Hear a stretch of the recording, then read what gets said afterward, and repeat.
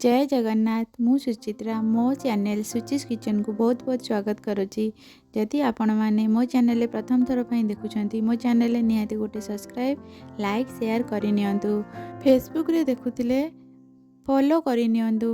एबे शीत दिन चलची शीत दिनिया कोलथ डालीर मु एक रेसिपी नेकी आसी कोलथ डाली रे पिठा आपण मैंने निहाती ट्राए करंतु। जहाँ को भी कोलेस्ट्रॉल अच्छी डायबिटीज अच्छी से बहुत भल ये कोलेस्ट्रॉल को बहुत कम करि थाए। कोलथ डाली खाइबा देह पक्षे बहुत हितकारक आपण मैंने भल भाव जानी थे। आपण मैंने यही टाइप रो पिठा ट्राए करंतु थरे। जहाँकर किडनी स्टोन अच्छी निहाती कोलथ डाली खातु। आपण मैंने कोलथ डाली करी खाउथिबे थरे यही टाइप रो पिठा करंतु। सकाल टाइम रे जळिखिया करिकी खाइया बहुत शीत दिने कष्ट से यही टाइप रो पिठा थरे करंतु। मु गोटे कप कोलथ डाली गोटे कप सागु को राति सारा भेदे देइथिली। देखंतु एबे पूरा टोटाली भेदी गलानी भल भाव धोईकी मु भेदेइथिली तथापि एबे आउ थरे धोईकरी तापरे ताको एबे ग्राइंडिंग करि नबा। कोलथ डाली रो आउ कोन उपकार सब अछि आपण माने निहाती कमेंट बॉक्स रे जणांतु। मु जेतिकी जानिथिली आपण मानकु जणैली। सकाल टाइम रे जो शीत आ व्यस्तता भितर कोलथ डाली को आपण सांगे सांगे ग्राइंडिंग करिकी सांगे सांगे पिठा करिकी खाई परिबे। कोलथ डाली देह को गरम करि देइ थाए सेति शीत दिने वर्षा दिने ही हमर खाती से आपको खरा दिने खाती। एबे शीत दिन चलती आपण मैंने कोलथ डाली रो पिठा करिकी खातु। जार भी कोलेस्ट्रॉल हाई रोची पिठा करिकी खाइला परे आपणकर निहाती कोलेस्ट्रॉल कमी जिवो। मु एथेरे गोटे चामच जीरा गोटे इंच अदा गोटे कंचा लंका पकेकी भल भावे ग्राइंडिंग कर नहीं फाइन भावे ग्राइंडिंग कर नहीं आपण माने सांगे सांगे पिठा करिकी खाई परिवे। किंतु जदि आपण किछि समय रखिकी पिठा करी खाइबे कोलथ डाली ता गुण टिके अधिक बढ़ी जाई थाए। सेतिपैं कि मु किछि समय रखी देइतिली। एबे तादरे गोटे चामच लूण पकेई भल भावे गोळेई देइकी पिठा करिवा। पानी अल्प देइकी बाटिबे जदि टिके पानिया हे जिवो आपण तादरे 2-3 चामच सुजी मिसई पारिबे। वर्तमान मु गोटे तावा बसई देइची। तावा भल भावे गरम हो गला परे तेल को भल भावे लगे देइकी आण 2 चामच देइकी भल भावे स्प्रेड कर देबे। अधिक पतला करिवेनी अधिक मोटा करिवेनी मीडियम साइज रो ही करिवे। ये पिठा टिके पेशेंस रखिकी पिठा करिवे नहेले पिठा उल्टीबनी।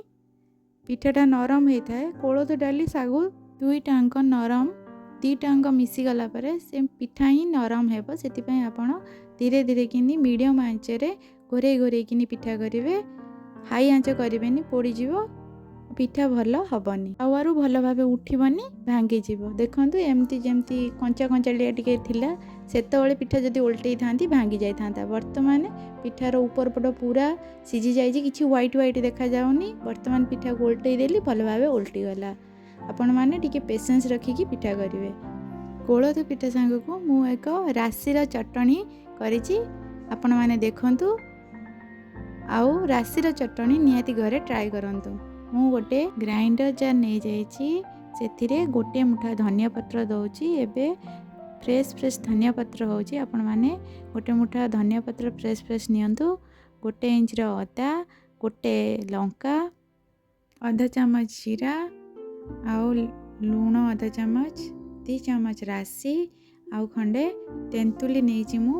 आपण माने तेंतुली बदल रे लेंबू नहीं पारिबे। बाटी सारला परे लेंबू चुपुड़ी पारिबे। मु तेंतुली की डायरेक्ट बाटी देइछि। ये चटणीटा बढ़िया लागिबो पिठा सांग को। आपण माने थरे राशिर चटणी ट्राए करंतु। राशि तो शीत दिने बहुत भल देह पाएंगे देह को गरम करिवो। शीत दिने एबे जो शीत होउछि आपण माने निहाती ट्राए करंतु राशिर चटणी। जस्ट टिके पानी देकी मु ग्राइंडिंग कर नेछि। आपण माने जदि प्याज रसुण खाउथिबे तो निहाती एतरे रसुण पकेकी ग्राइंडिंग करिवे ता टेस्ट भल आसीबो। राशि रे बहुत मात्रा रो कैल्शियम थाए। राशि निहाती आपणक खाइबारे इनक्लूड करंतु। मु आउ थरे देखै दउछि पिठा अति सहज रे आपण माने करि परिबे। सेति पे आउ थरे देखै दउछि।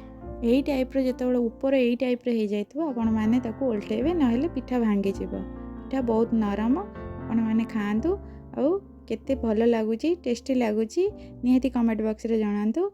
आउ गोटे वीडियो रे आपण मान सहित देखा हबो। जदि आपण मानकु मो वीडियो रेसिपी भल लागुची निहाती गोटे कमेंट लाइक आउ सब्सक्राइब करि नियंतु।